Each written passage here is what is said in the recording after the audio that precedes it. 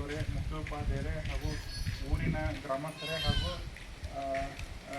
Madam ಅವರೇ ಹಾಗೂ ಮೂಲ ವಿದ್ಯಾರ್ಥಿಗಳಿಗೆ ತಮ್ಮೆಲ್ಲರಿಗೂ ಕೂಡ ಕಾರ್ಯಕ್ರಮಕ್ಕೆ ಹೃತ್ಪೂರ್ವಕವಾದಂಥ ಒಂದು ಸ್ವಾಗತವನ್ನು ಕೊಡ್ತಾ, ಈ ನಮ್ಮ ಕೇಂದ್ರ ಸರ್ಕಾರ ಒಂದು ಮಹತ್ವವಾದಂಥ ಒಂದು ಯೋಜನೆ ಇದೆ. ಯೋಜನೆ ಏನಪ್ಪ ಅಂದ್ರೆ, ಯಾವ ಒಂದು ಗ್ರಾಮದೊಳಗೆ ಪರಿಶಿಷ್ಟ ಪಂಗಡ ಜನರೇಖೆಯಲ್ಲಿ ಹೆಚ್ಚಿದಾರಲ್ರ ಆ ಗ್ರಾಮವನ್ನು ಆಯ್ಕೆ ಮಾಡ್ಕೊಂಡಿದ್ವಿ.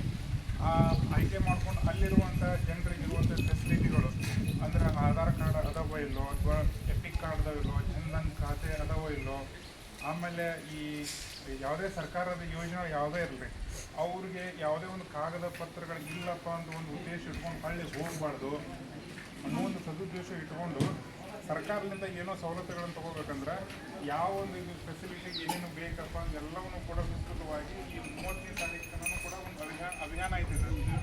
ಆಲ್ ಓವರ್ ಇಂಡಿಯಾದೊಳಗೆ ಇರುವಂಥ ಒಂದು ಯೋಜನೆ.